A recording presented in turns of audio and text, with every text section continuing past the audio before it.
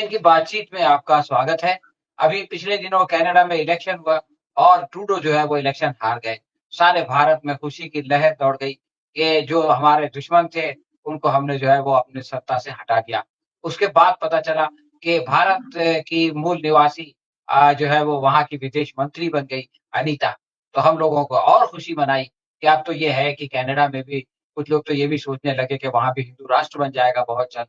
लेकिन अब जबकि G7 का ऐलान हुआ, तो पता चला कि पिछले 6 सालों में पहली बार प्रधानमंत्री मोदी को वहाँ पर नहीं बुलाया गया, उनके नाम से अभी तक न्योता नहीं आया, जबकि G7 के बाहर वाले जो कंट्रीज़ हैं जैसे साउथ अफ्रीका और बल्कि यूक्रेन तक को जो है वहाँ पर बुला लिया गया। तो ये जो अजीब-ओ-गरीब मामला हुआ है, इसको समझने के लिए हम जो है आज प्रोफ़ेसर आफ़ताब कमाल पाशा साहब को बुलाया है। और हम चाहेंगे कि उनके ज़रिए से इस गुत्थी को सुलझाने की कोशिश करें। तो डॉक्टर साहब आपका इस कार्यक्रम में स्वागत है। आप सबसे पहले ये बताइए कि आखिर G7 की इस समिट में भारत को न्योता क्यों नहीं दिया गया? और भारत ये क्यों कह रहा है कि अब हमको इंटरेस्ट ही नहीं है वहाँ जाने में? जी, ये बहुत महत्वपूर्ण मुद्दा है क्योंकि G7 में जो है मालदार देश के अलावा जो उभर के आ रहे हैं ब्रिक्स देश और दूसरे एरिया के, उनको भी बुलाया जाता है और इकोनॉमिक इश्यूज पे bank central bank managers head वगैरह सब मिलते हैं और टॉप इकोनॉमिस्ट अर्थशास्त्री वगैरह सब वहाँ मिलते हैं। तो ये अल्बर्टा शहर में कनाडा के प्रोविंस में हो रही है ये शिखर सम्मेलन और ये चौंकाने वाली बात है कि हमारे प्रधानमंत्री तो लगातार 5-6 सालों से जो G7 में शरीक हो रहे हैं, तो इस बार उनको निमंत्रण नहीं दिया गया है, बल्कि अखबारों में अभी ये सब मालूम हो रहा है। तो मुझे याद आया कि जब डोनाल्ड ट्रंप प्रेसिडेंट बन के जीत के 20 तारीख को उनका इनॉग्रेशन था, तो यही प्रेस जो है वो लिख रही थी लंबा चौड़े आर्टिकल्स की मोदी साहब को बुलाया नहीं गया वहाँ 30 तारीख को इनॉग्रेशन में और उन्हें उन्हें वहां जाने की इच्छा थी, लेकिन सिर्फ विदेश मंत्री गए, वो भी अमेरिका के विदेश मंत्री को दबाव डाल के निमंत्रण दिए बोल के सुनने में आया बाद में। तो ये जो है यहाँ गोदी मीडिया जो भी प्रोपेगेंडा करती है कि वहाँ इलेक्शंस हो गए, हमारा दुश्मन जस्टिन ट्रूडो हार गया, उनकी पार्टी हार गई और नए इंडियन ओरिजिन के अनीता मैडम फॉरेन मिनिस्टर हो गए, अब हमारा जो है रिश्ता मजबूत होगा और ताल्लुकात बेहतर होंगे और जो खालिस्तान का मुद्दा लेके भारत और चीन कनाडा के बीच में जो कशीदगी थी वो दूर हो जाएगी बोलते हैं। तो असल बात ये है कि खालिस्तान का मामला जो है पिछले कई सदियों से लगातार कनाडा और भारत के बीच में तनाव पैदा कर रहा है। जब से एयर इंडिया का प्लेन कनिष्क मार गिराया गया था अटलांटिक पे, तो जिसमें कई सौ पैसेंजर्स मारे गए, तो उसमें खालिस्तानियों का हाथ बताया गया था। तो उस दौरान से अभी तक लगातार ये खालिस्तानी भारत के खिलाफ प्रोपेगेंडा करते आ रहे हैं और दो और चीजें हैं इसमें। एक तो उनकी आबादी पहले जो टोरंटो, ओटावा और ईस्टर्न मशरिक में जो थी वहीं तक महदूद थी, लेकिन अब वो पूरे कनाडा में फैल गए हैं। अभी मैं पिछले 2 सालों से मैं लगातार जा रहा हूँ, कई स्टेट्स में भी मुझे जाने का मौका मिला, मैनिटोबा में भी वहां गया।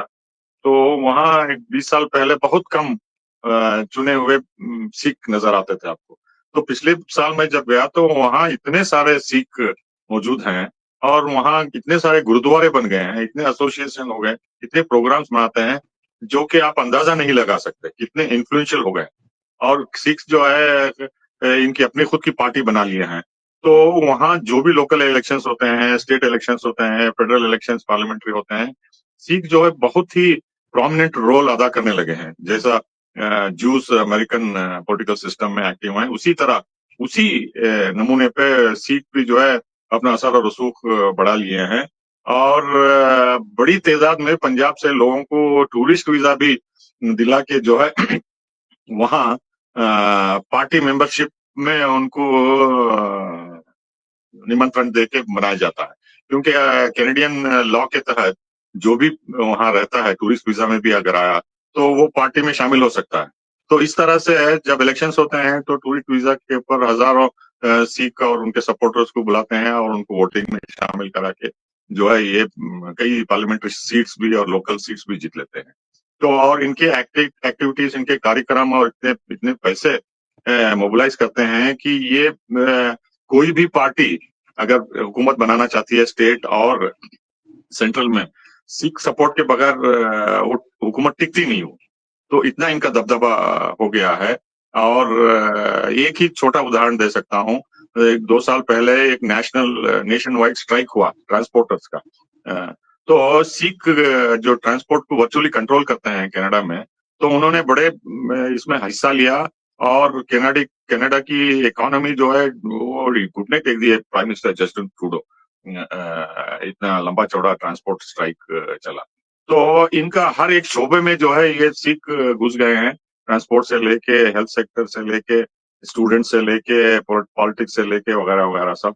तो वहाँ उनका दबदबा बहुत ही गहरा होता जा रहा है। और जो उनका लीडर्स हैं सिख ग्रुप्स, कम से कम 5 ग्रुप मुझे याद आ रहे हैं, तो उन्होंने जॉइंट स्टेटमेंट अपील की है प्राइम मिनिस्टर वजीर आजम कार्नी को कि इस प्राइम मिनिस्टर मोदी को इस G7 में मत बुलाइए, बोल के ओपनली उन्होंने प्रेस कॉन्फ्रेंस देके इन्होंने कहा है। और इसमें ये भी कहा कि भारत जो है एक खालिस्तानी लीडर को जो हरदीप सिंह निज्जार बोल के हैं, उन पे हत्या करने की साजिश में भारत की गवर्नमेंट कोऑपरेट नहीं कर रही है इन्वेस्टिगेशन में, जो कि कनाडा चाहता है। तो इस मुद्दे को लेके वो बहुत नाराज हैं और गवर्नमेंट प्रेशर डाल रहे हैं कि इंडियन एम्बेसी शामिल थी, इंडियन होम मिनिस्टर शामिल थे वगैरह वगैरह बोल के आप न्यूज़पेपर में वगैरह सब लिखा जा रहा है। तो ये निमंत्रण ऑस्ट्रेलिया को, यूक्रेन को, साउथ अफ्रीका को, ब्राजील को देना और भारत को नहीं देना, खासतौर पे प्राइम मिनिस्टर मोदी को, ये बहुत बड़ा सेटबैक है हमारी विदेश नीति को। और इसमें अजीत डोभाल और ये एस जयशंकर इसमें नाकाम रहे हैं। और सिर्फ कनाडा ही नहीं जिससे हमारा ताल्लुकात शदीदी के शिकार बने हैं, लेकिन अमेरिका से भी ये सीज फायर ऑपरेशन सिंदूर को लेकर डोनाल्ड ट्रंप भी नाराज हैं। और खास तौर पे प्राइम मिनिस्टर मोदी भी वहां नहीं जाना चाहते, इसलिए कि उनका सिक्योरिटी का भी प्रॉब्लम है। पता नहीं सिख ग्रुप्स क्या कर देंगे, उनके ऊपर हमला करेंगे या डेमोन्स्ट्रेशन करेंगे या नारेबाजी करेंगे, डिसरप्ट करेंगे, प्रेस कॉन्फ्रेंस करेंगे बोल के। इन सब मुद्दों को लेके जो है प्राइम मिनिस्टर खुद मेरे ख्याल से वहां नहीं जाना चाहते थे। और सबसे बड़ी बात यह है कि उनके जिगरी दोस्त डोनाल्ड ट्रंप वहां रहेंगे और उनको उम्मीद होगी कि कम से कम वहां आके उनकी शाबाशी करे कि हमने सीज फायर के लिए हम शुक्रगुजार हैं, जो कि वो नहीं करना चाहते हैं, क्योंकि यहाँ कुछ और ही ढोल बजा रहे हैं कि हम डायरेक्टली पाकिस्तान से बातचीत करके हमने सीज फायर एक्सेप्ट किया और अमेरिका का इसमें कोई रोल नहीं था। तो ट्रंप की जो है मुंह को कोई लगाम नहीं दे सकता, तो वो पब्लिकली मोदी को भी ऐसी बात कह सकता है कि आप ऐसे अनग्रेटफुल कैसे हो सकते हैं, हमने इतनी कोशिश की और इतने लाखों के लोगों की जान बचाई, न्यूक्लियर वॉर हो सकती थी और हम तिजारत करना चाहते हैं, लेकिन हमको उसका शुक्रिया भी नहीं अदा कर रहे हैं बोल के मोदी के ऊपर चढ़ जाएंगे वो। और गले मिलने के बगैर वो जेलेंस्की यूक्रेन के जो प्रेसिडेंट थे जलील कर शायद कर देंगे बोल के डरते हैं वो, इसीलिए मेरे ख्याल से नहीं जा पाए वो। लेकिन ये इसका इशारा ये भी है कि हमारी फॉरेन पॉलिसी में काफी कमियां हैं। कनाडा के साथ हमारा रिश्ते बहुत खराब हैं, जो उम्मीद थी अच्छे होंगे बोल के वो नहीं हुए। मेरे ख्याल से आगे भी चल के जब तक ये हरदीप सिंह निज्जर का मामला सुलझाया नहीं जाएगा, ये शदीदगी ताल्लुकात में रहेगी। और धीरे धीरे करके हम अपने पड़ोसियों से भी दूर होते जा रहे हैं, चाहे वो मालदीव्स हो या श्रीलंका हो, बांग्लादेश हो या नेपाल हो या बर्मा हो, म्यांमार हो या दूसरे देश हो। तो हमारी विदेश नीति में गहराई से सोचना होगा कि हम किस डायरेक्शन में जा रहे हैं। अमेरिका की दबाव में आके रूस से भी हम रिश्ता कमजोर कर लिए हैं, वहां से भी हथियार लेने का कम कर दिए हैं। और ब्रिक्स से भी हमारा रिश्ता नाता कमजोर होता जा रहा है। हम चीन से भी नाराज होके वो अब इतना बड़ा डैम बना रहा है तिब्बत में ब्रह्मपुत्र के पानी को कंट्रोल करने के लिए।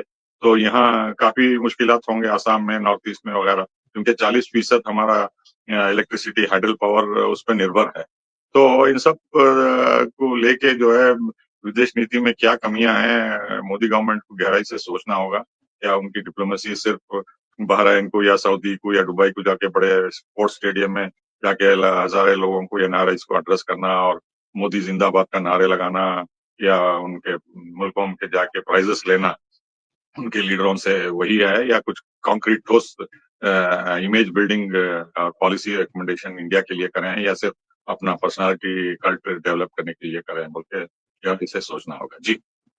पाशा साहब, भारतीय मूल के लोग जहाँ भी आते हैं, जैसे अमेरिका में जब काश पटेल आ गए सीबीआई के चीफ बन के, तो हमको उम्मीद थी कि अब जो है वो भारतवासियों का जो वक़ार है, जो उनका जो स्टेटस है वो बढ़ जाएगा।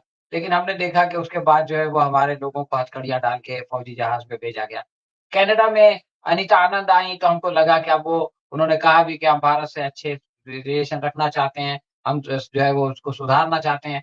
लेकिन उसके बाद फिर ये हो गया। तो ऐसा क्या होता है कि हमारे जो इवन ब्रिटेन में ये हुआ था कि जब वो प्रधानमंत्री बने थे तो उन्होंने जो है वो हमारे स्टूडेंट्स के लिए जो है वो बहुत सारे प्रॉब्लम खड़ा कर दिए थे। तो हमारे मूल निवासी लोग जो है भारत के रहने वाले लोग विदेश में जाके इतने बड़े-बड़े ओहदों पे फायज़ हो जाते हैं, लेकिन वो कुछ भारत के लिए कर क्यों नहीं पाते? जी, ये बहुत महत्वपूर्ण सवाल है। बेसिक प्रॉब्लम मैं एक छोटा उदाहरण देता हूँ। मैं पहली बार जब अमेरिका गया, न्यूयॉर्क को गया शहर में मेरी फ्लाइट वहाँ थी। तो वहाँ इमिग्रेशन में और एयरपोर्ट पे हर जगह मुझे इंडियंस नज़र आए।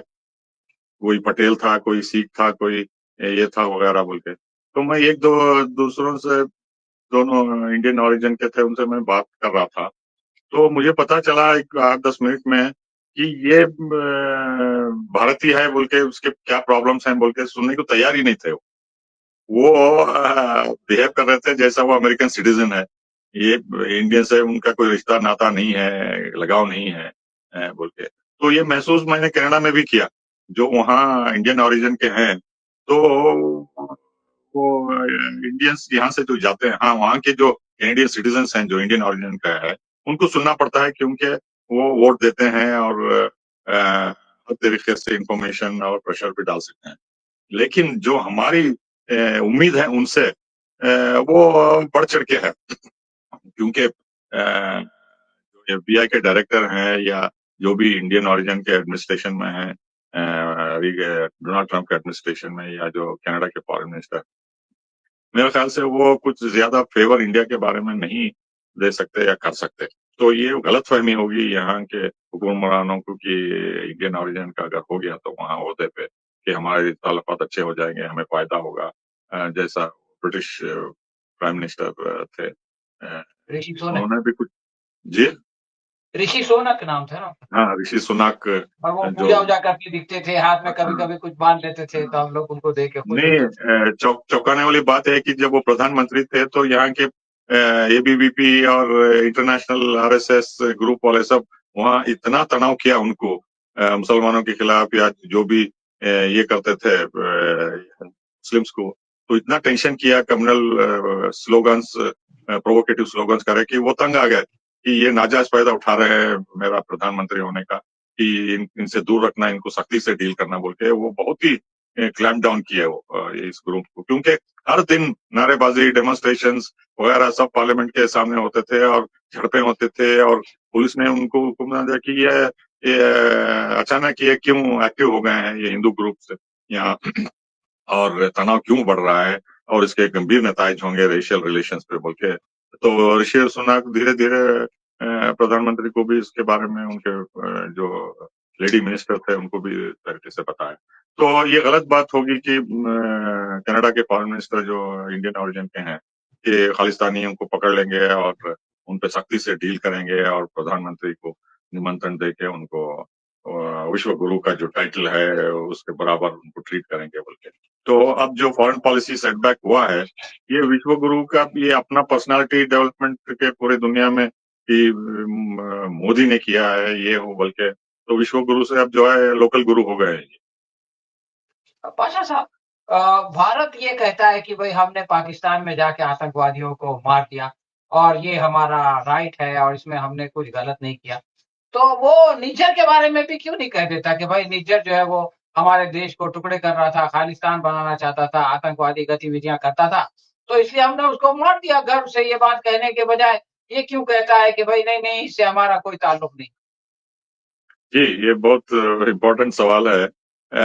भारत के स्पोक्समैन उन्होंने कहा है कि ये खालिस्तानी सेपरेटिस्ट हैं और ये इंडिया के टेरिटोरियल इंटीग्रिटी के खिलाफ साजिश कर रहे हैं वगैरह वगैरह बोल के। तो कैनेडियन हुकूमत जो है वो एविडेंस चाहती थी वो, कि आप हमें कॉन्क्रीट एविडेंस दीजिए कि खालिस्तानी ग्रुप्स या एक्सट्रीमिस्ट ग्रुप जो भी कहते हैं वो इंडिया के खिलाफ किस एरिया में कर रहे हैं, कैसे कर रहे हैं, हमें सबूत चाहिए, एविडेंस चाहिए। तो हम उनको एविडेंस दे नहीं सके, वो हमारा कमजोर है, सिर्फ हम इमेजिन कर रहे हैं कि वो खालिस्तानी है, एक्सट्रीमिस्ट हैं वगैरह बोल के। तो वो इंडियन आर्ग्यूमेंट को एक्सेप्ट करने के लिए तैयार नहीं थे, और वो हरदीप सिंह निज्जार के मामले में कोऑपरेशन चाहते हैं इंडियन गवर्नमेंट से, जो कि उनको नहीं मिल रहा है। अरेस्ट भी करना चाहते थे वो, लेकिन हो नहीं पा रहा वो। जी। पाशा साहब, आखिरी सवाल ये है कि इस तरह के शिखर सम्मेलन में पार्टिसिपेट करने से क्या फ़ायदा है? और अगर पार्टिसिपेशन का अवसर ना मिले, तो उसमें क्या नुकसान? फायदा ये होगा कि बड़े लीडरों से जो अंतर्राष्ट्रीय हॉटस्पॉट्स हैं, मामले हैं, उसके बारे में अच्छी तरह से समझ सकते हैं, बातचीत हो सकती है, और जो भी मुद्दे जो रिश्तों को खराब करने की संभव है उसको भी दूर कर सकते हैं। तो बाहरी बाहमी बातचीत जो है वो बहुत मुफीदमंद होती है। जैसा यूनाइटेड नेशन जनरल असेंबली होती है, तो तब पूरे वर्ल्ड लीडर्स आपस में बातचीत करते हैं, अपने मामले को सुलझाते हैं और तिजारत की बात करते हैं वगैरह वगैरह सब। तो नए आइडियाज उभर के आते हैं, नए एरियाज ऑफ कोऑपरेशन को उसमें उजागर होता है, और ताल्लुकात देशों के बीच में गहरे होते जाते रहते हैं, क्योंकि लीडरान चेंज होते रहते हैं हर इलेक्शन में, और हुकूमत जब बदलती है तो इनका बहुत जरूरी होना था, क्योंकि सभी देश सभी मुल्कों का दौरा नहीं कर सकते। तो ये जब इकट्ठा होते हैं एक जगह, तो ये बहुत ही मुफीदमंद होता है, बहुत ही यूजफुल रहता है, तो इसे मिस नहीं करना चाहते। और खास तौर पे जब मालदार देश जो हैं वो मिल रहे हैं, और इनकी भी इज्जत बढ़ती है, जैसा यूक्रेन है वो अब जंग में मुलविस है और हर तरीके से परेशान है। साउथ अफ्रीका भी परेशान है गाजा को लेके, और डोनाल्ड ट्रंप भी उनके ऊपर इतना प्रेशर डाल रहे हैं।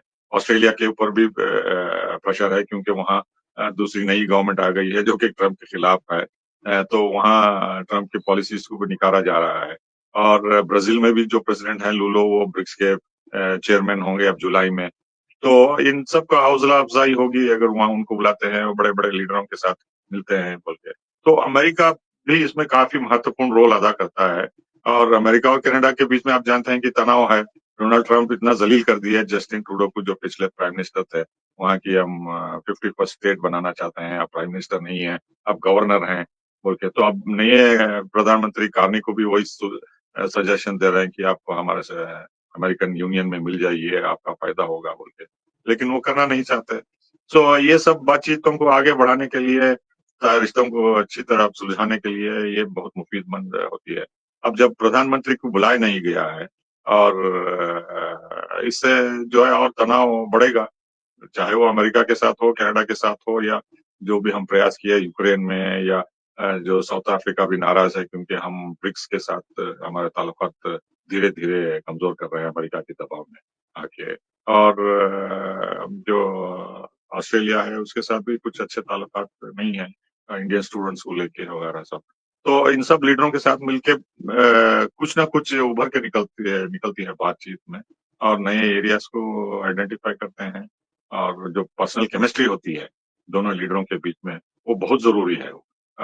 टॉप लेवल पे कॉन्फिडेंस लेवल बिल्डिंग मेजर्स वहीं से शुरुआत होती है, और लॉन्ग टर्म में जो ऑफिशियल्स, फॉरेन मिनिस्टर्स, जिस दूसरे मिनिस्टर जो डेलीगेशन पे जाते हैं, या जॉइंट कमीशन मीटिंग्स जो होती हैं फॉरेन मिनिस्टर लेवल पे या दूसरे लेवल पे, तो इस पे बहुत पॉजिटिव इम्पैक्ट होता है जब समिट मीटिंग में लीडर्स मिलके ब्रॉड ओवरव्यू आउटलाइन अपने बाहर बायलैटरल डिस्कशन में जो एक्सेप्ट करते हैं, एग्री करते हैं उससे। वो प्रेस में ये सब नहीं आ सकता, लेकिन पर्सनल लेवल पे ये मीटिंग्स का बहुत अहमियत रखता है, और इससे फायदा भी होता है देशों को, मुल्कों को। और वहाँ प्रधानमंत्री का ना जाना मेरे ख्याल से हमारा आइसोलेशन है। आप जाते हैं ऑपरेशन सिंदूर में, इसराइल के अलावा भारत को किसी ने सपोर्ट नहीं किया, किसी ने सपोर्ट नहीं किया।